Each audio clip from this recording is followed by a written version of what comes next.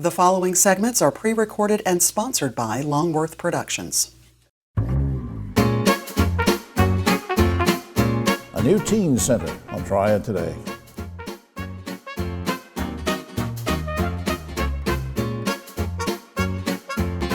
Hello everyone, I'm Jim Longworth and welcome to another edition of Triad Today, coming to you once again from the beautiful Cedar Botanical Garden in Kernersville. We'll tell you more about them later on, and later on is when the roundtable shows up, and we'll get into all sorts of controversies with those guys, so stay tuned for that. Between now and then, some great guests and important information coming your way, including a discussion about heart disease and much more. But where we want to start is talking about a brand new center that's going to interest a lot of folks, a lot of families. On my right, a return visitor, of course, Richard Daniels is, among other things, he's Vice President of Community Engagement and Executive Director for the William White YMCA. And David Daggett, we welcome him here. We're taping actually on Valentine's Day, and David and I just love each other, so I thought I'd have him here. All right, and then David Daggett's here from Daggett Schuler, and Meredith Lloyd is here. She's Assistant Director for YMCA. David, let me start with you. Remind us of what the Safe Sober program is about and how it evolved over the years, and then we'll move into the teen center. Right, this is the 34th year of the Safe Sober program, and it started to bring awareness of the dangers of drugs and alcohol to young people, create an atmosphere of positive peer pressure, and engage the community in an ongoing effort of wrapping their arms of support around our young people. Okay. And then why the need for I'm getting fired up. I'm pretty passionate about this. I told you, we're taping on Valentine's Day. He's passionate about this. No, very quickly, and then I'm going to go to Richard. But David, why the need for a teen center? So, Richard and I have been talking about this for a long time, and we finally made it happen, is our young people, a lot of them have a gap between after school and their parents get home. That's when they get in trouble. Right. If we can head that off, give them something to do in an encouraging environment, we can make our community better going into the future. Richard, I want to get you to sort of expand on what David said. Why was this kind of a teen center and program an answer to the problems you were seeing with teens in the community? So, on a daily basis, we have over 100 to 150 kids that are coming through our doors on a daily basis. Some of those kids are just sneaking in our YMCA. And so we've seen a need with the violence that we have in our community, right, with some of the tragedies that we've seen that are happening in our communities. The YMCA said, what can we do? What can we do as a YMCA that can help our communities? And so we came up with a program called Reaching Our Potential.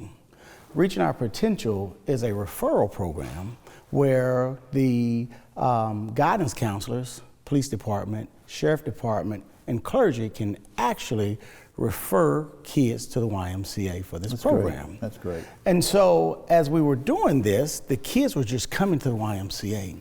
And so I was talking to David one day, and I said, you know, David, you guys do all these great things with the program. And I said, Safe Sober, and we want to create this space, because what the kids was telling us is that they want a safe space. Absolutely. And Meredith, give me an example of one or two things specifically that you're going to be doing there. The Teen Center, we're just so excited about because there's so many opportunities for the kids. Right now, it is that safe space where they can come after school and get a snack. But we really want to be intentional with what we offer. So we have a Teen Center coordinator who is building programs based around the needs of the kids and what they want. So we have programs centered around our middle schoolers, but we're also looking into how do we set our high schoolers up for success after they graduate.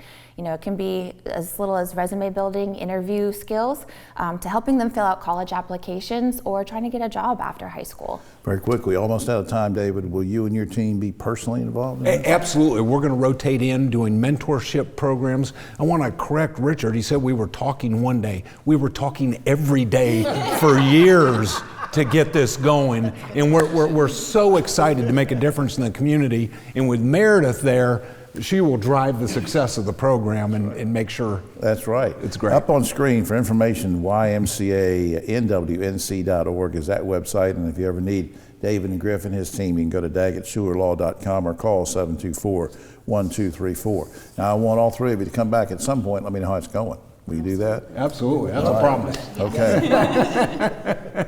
We'll be right back after this.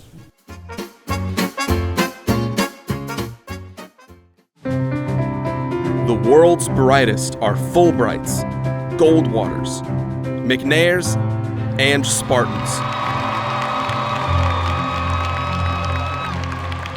Prestigious doesn't have to be expensive. And we know you will make a difference wherever you go.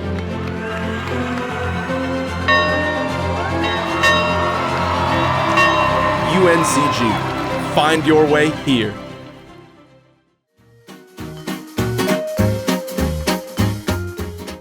Back now on Triad today, and we have a very lovely first-time visitor to the show. We're so glad she could be with us. Erica Hutchins is physician assistant for Northern Cardiology, part of the Northern Regional Hospital family. We welcome you to Triad today. Good to see you. Good to see you. I'm going to start out on a personal question, and then we're going to talk about heart disease and things like that. But who or what led you to a career in healthcare? I'm just curious. Was there a doctor or a nurse in the family, or what? Actually, no. I have no medical folks in my family, but I volunteered at Northern Hospital when I was in high school. So, okay. They like a candy striper, right? So I did that, and I actually thought I wanted to be a news anchor.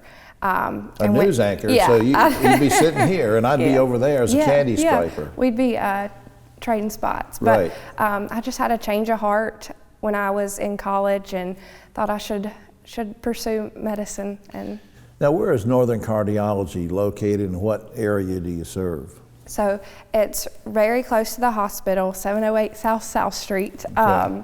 And we serve Mount Airy. We have some folks from Pilot. We have a lot of patients from the Virginia area as well. When people see a title on screen, like yours, Erica Hutchins, and it'll say physician assistant. Yeah. And some people still will ask me, they say, well, what exactly would a physician assistant do in a cardiology practice? How do you answer that? So my typical day right now is seeing patients, typically 8:30 to 5. So I treat all ailments that someone can come in with. I have Dr. Below, who I work with, and he sees folks too, and we sometimes go in together to see patients. He spends most of his morning at the hospital doing stress tests and consulting on patients. So Right. we have a presence in the hospital and in our clinic. Yeah, so when you mention some of the elements or reasons, give me an example of a couple of things that people will typically come in complaining of or need help with. Yeah, so there's a lot of things people come in with.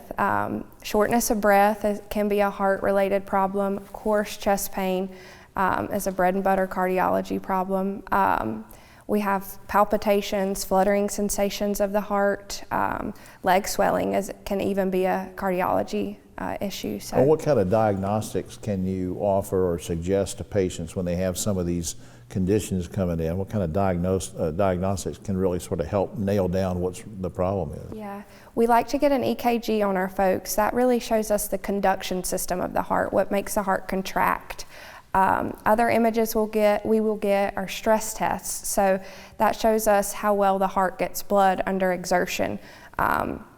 So coronary artery disease, right? Blockages in the vessels. And another good image that we get at our clinic is ultrasounds. The ultrasounds of the heart show us structural heart disease, right? Whether it's heart valves, how well the heart muscle moves, or even how well it pumps out blood, along with a lot of other things. But those are the three biggies. Right. Now, and I'm assuming that you can do all this right in your office, the EKG and the stress test and all that? So we do EKGs in office. We even do treadmills in the office. But sometimes we can order a nuclear image with treadmills, and we'll do that at the hospital. It's outpatient. Which is just a couple steps away from the office. Yeah.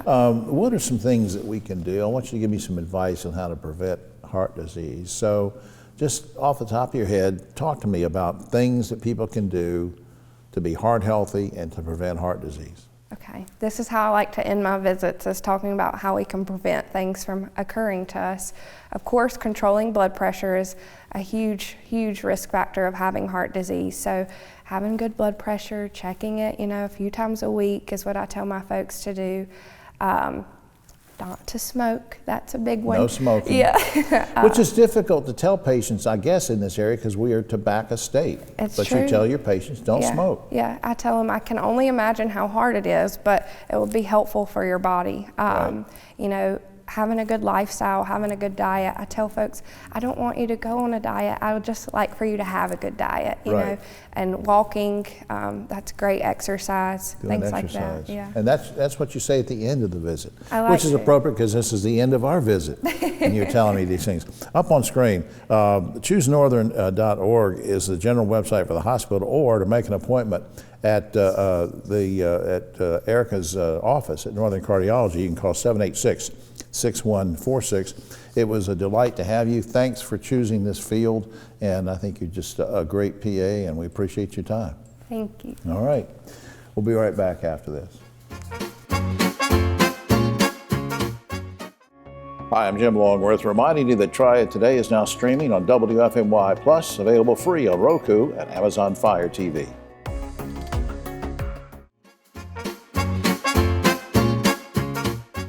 Back now on Triad Today, always glad we can spend a few minutes with some of the good folks from Shift Ed. They do such great work for so many people in the area. And with me, a visitor who's been with us many times before. Always glad to see Amanda Roseman, Chief Impact Officer for Shift Ed. Good to see you again. Good to see you too. Let's remind us, just in case, you know, we have folks moving in and out of the area all the time, in case they haven't seen one of our segments, remind people about what the mission of Shift Ed is and who you serve and what area you serve. Yeah, great question. So we boldly accelerate student potential. That is our mission. We work alongside Guilford County Schools right now to provide supplemental resources for students and families to make sure they are matriculating on to graduation and ultimately a fulfilling career for them. Right, and you know, some great scholarship opportunities that you have for kids as well, trying to get them prepared for not just for college, but for life, and you guys just do some great work. Now, you sent me an email one day, and it said, in quotes, it said, cradle to career. What does that mean? What is that all about? Yeah, so we are working alongside all of the nonprofits in Guilford County to create what we call a cradle to career continuum, really focused on supporting children and families from beginning of their cradle journey to the end of their career journey. Right. Now, you also said that you told me one day that you had a big event coming up in March, and we'll talk about it later on as well, but March 19th, Tuesday, March 19th. What is that event all about? Yeah, so we are having our first community collaboration event called Aligning Resources for Community Impact. We're bringing leading national experts and local regional experts to Guilford County to talk about what is collective impact. In short, collective impact is aligning a lot of nonprofits to work towards a common goal. So we're going to work together beginning in March and then continuing on quarterly to kind of support students and families towards one goal that we can all get rally behind and get around. Well, talk about the goal thing. What's a specific goal that you think you would have for the event itself, and who should attend it? That's a great question. So anyone who is working alongside Guilford County Schools, whether that is a nonprofit, for-profit industry looking at workforce development pipelines, or our faith-based organizations, are invited to attend this free event. This is completely open to anyone in Guilford County or the surrounding Triad. We have lots of people registered from Winston-Salem and High Point and Randolph County as well. So we are really focused on identifying how the school system needs our support and what that looks like for nonprofits that are wanting to help. I think you also mentioned before too that an event like this helps people to achieve upward mobility. So translate that for me. Yeah, so upward mobility is a really bold goal for students and families all around the Triad. And so we are looking at how do we supplement what is already happening, how do we realign what's already happening, and how do we redistribute the community efforts that are happening to increase upward mobility options for students and families. Talking about partners and people that you work with, the Guilford Nonprofit Consortium, how are they involved in this event? Guilford Nonprofit Consortium exists to help kind of foster newer nonprofits in our community. So we are giving a free membership for anyone who attends our first community convening for a full year of Guilford County nonprofit membership, completely free of charge. Well, I was going to ask you about that when you say for the first year. Now, for everybody else, normally, is there a specific fee you have to pay to come in and do this? There is a fee. So it's based on revenue. So depending on your revenue model, it's a very low fee. It's around $75 to $200 a year. So we're supplementing that cost. Yeah. Mm-hmm. All right. Now, while we still have some time left, I want to put up on screen, I think we have a logo or something you sent us. Tuesday, March 19th. 19th. The event is 12 noon to 5 p.m. That's right, isn't it? That's right. And it's at the GTCC Conference Center. Big place, and so I know you're going to have a big crowd there. Also, for anybody that wants just more information generally or to register for this event specifically, you can go to www.shifted.org, and I hope you will certainly do that. Amanda, it sounds like it's going to be a big deal. It is. We hope so. Yeah, thanks for everything y'all do. Of course. Thanks for having me. All right, we'll be right back after this.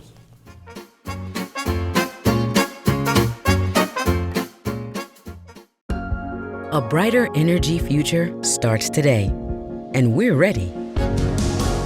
We're leading the clean energy transition, cutting carbon emissions even while improving reliability, adding more renewables like solar and wind, all while managing our costs to help keep energy affordable for everyone. We're Duke Energy, and we're building a smarter energy future for you.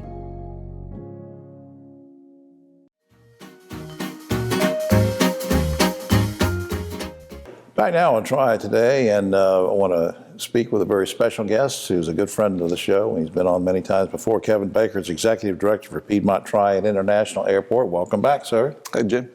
Let's talk about the economic impact of the airport. First, tell me how many folks roughly that you employ directly in the airport, not around the complex. We'll get to that in a second, just at the airport. Yeah, so the airport authorities are pretty small. We have about 130 full-time equivalents. That's a lot, though. Now, for all the tenants and people that in what I call the airport campus or the complex, how many jobs are we talking about? I'm talking about 8,600 people at the last count that was done.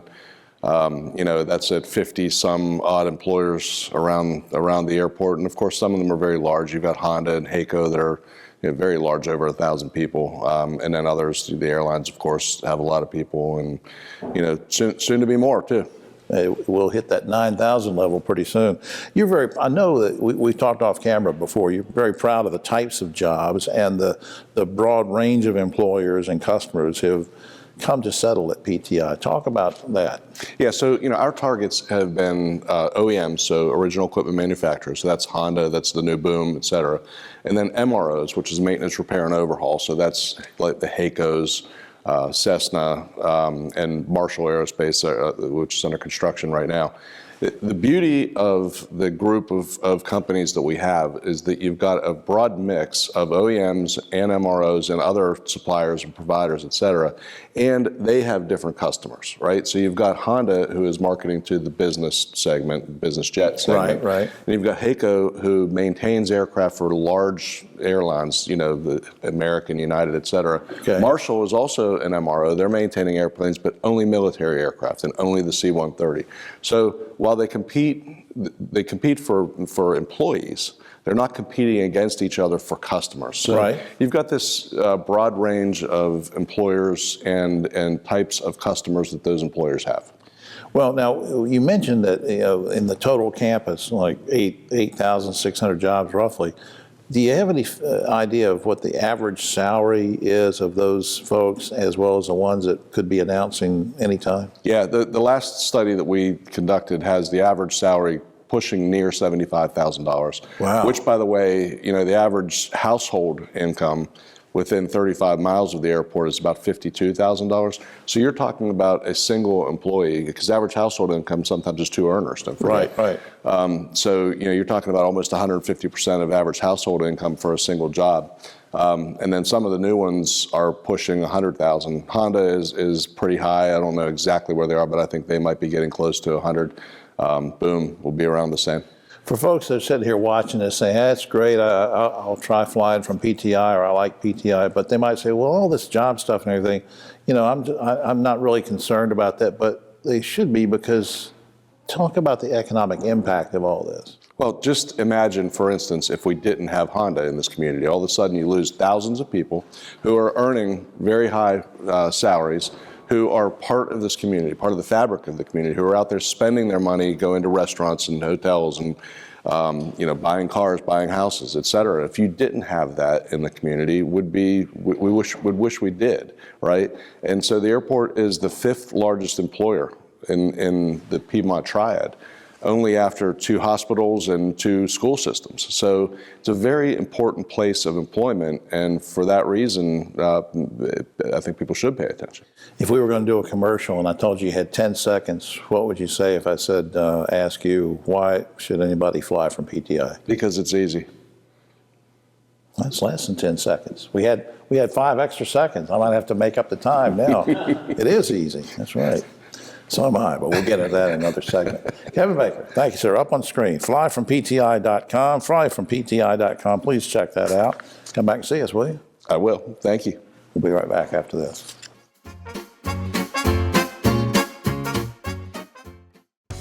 Hi, I'm Jim Longworth, reminding you to catch my column Longworth at Large and Yes Weekly every week. It's available throughout the Triad, or you can go online, yesweekly.com. Baby, watch me fly. Baby, watch me soar. Baby, watch me fly. I will open up the sky. Fly local, fly easy, fly PTI. Spartans are the teachers, artists, nurses, scientists, and leaders who build our communities.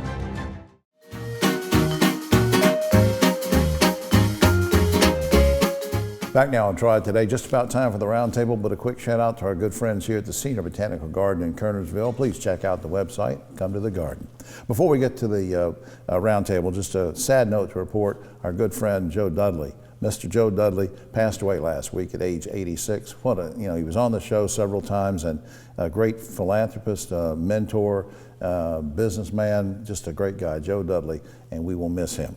And now, on my right, but always political left, Ogie Overman, the great broadcaster and journalist. We have held over David Daggett from the previous segment. He's with us, and Keith Granberry, founder of Helping Hands Consultants. Guys, let's spend a moment or so on the 6th congressional race. There are no Democrats in this because the gerrymandered map threw everybody in together from Davie and Rowan and Cabarrus and Guilford and Forsyth, and it's just a mess.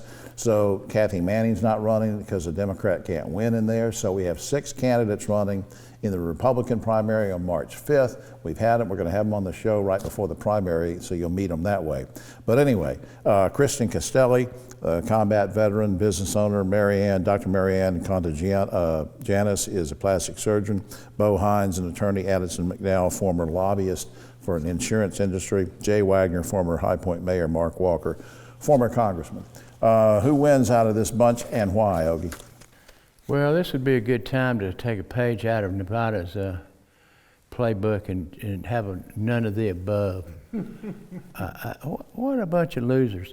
I mean, based on name recognition, probably Walker, but I mean, don't get me started. Don't get me started. You called it a congressional race. It's a congressional mess, is what it is. Probably Walker, but as I ask around, there's a lot of people who do not like him and don't like his record and path he's trying to take, and I just don't know. Personally, I like Mark. There's some good folks, nice people who were here. Mark I think did a pretty good job in Congress, but we'll see what happens with that. Keith, what do you think out of this group of 6? You just said personally you like him. Yeah. That's not what we're talking about here. Do you want to sit in this? No, it's Walker. It's Walker but I think the combat vet, Christian, I think she could be. Christian Costello, you think he could win? I think he could win. I think he could win. Well, we'll see. All right, some schools now, of course, parents will sometimes opt out of sex ed classes for their child. We've all heard of that. Now, Miami Prep Academy is asking parents if they want to opt in to let their child participate in Black History Month events. Is this racist or just a way to give parents more input? Ogie? I don't like that idea at all, Jim. But just have the class. Show up for the class, period. David. It seems like it's part of the 6th District political mess. That's what it is. It's a political mess. Yeah. And, we need to educate our children on important things. That's an important thing. They should be educated on it. Parents get to opt in to Black History Month. Is it racist or just letting the parents have some choice? All of the state of Florida is creating racist issues when it comes to Black history. Let's call it what it is. It's a racist type of environment down there, and it should change. So you're not going to move to Florida? I want to, but I can't. Yeah. All right. Basketball players at Dartmouth College are taking a vote to decide if they want to join a union. Now, we all know that the college athletes are getting paid big bucks now, but are you okay with them unionizing, Ogie? Normally, I'm a union guy typically, but I swear college athletics has gotten so out of control. It's taking the fun out of it. They're all pros. I mean, some of these quarterbacks are making $1 million. Yeah. In college, I David. don't like it. We were talking about a lot of messes this week. The college athletics has become a mess also, and what it's created is these tremendous discrepancies between players who are out there and sharing the same locker room. Yeah. Something's got to equal that playing field and be equitable across the board in some way, shape, or form. College players unionizing? No, I don't think so. But I do think that they're the have and have-nots in college, and beforehand it was education was the selling point, but now it's if you're a star athlete, you want to get that NIL money. So, yeah, but I don't think you can unionize. I know it's a bad deal. Age continues to be a factor in this year's presidential race. Trump keeps confusing Nikki Haley with Nancy Pelosi, and Biden recently said he spoke with 2 European presidents who died some years ago. Should Congress adopt Haley's proposal to have a mental competency test for presidential candidates, Ogie? No, absolutely not. In fact, she ought to take a mental competency test for staying in the race. Well, we'll see what happens. David. I'm worried about the mental competency, not just with those two, but kind of across the board. However, I do believe the voters should decide that. What do you think?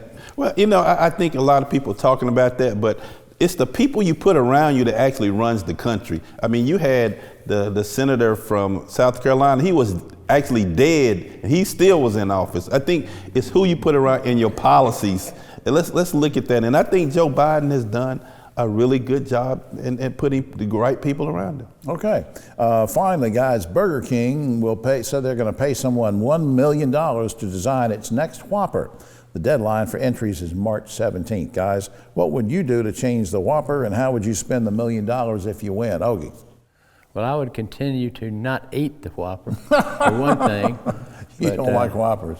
I would form a foundation of with the money. Healthy eating and don't eat it BK. What would you do, David? I would make it the top quality. What's that massaged beef called? Wagyu, Angus something, and make it the best hamburger ever, and take the money and help that teen center we talked about earlier. All right, good. Keith? I would create a Carolina burger, right? And because everybody likes Carolina burgers, and I would use veggie burgers because everybody wants to be healthy. And then I would take the $1 million and buy Jim a new studio so that I could sit and look beautiful in that studio. Yeah, well, we think you're beautiful now. All right, well, that's all the time we have. Oh, except for this, big news out of the North Carolina Aquarium. A female stingray just got pregnant. The problem is there's no male stingrays at the aquarium. The officials say that she actually got impregnated by a shark. And one of the officials said, well, we've heard of the jaws of life, but that's ridiculous. The jaws is a...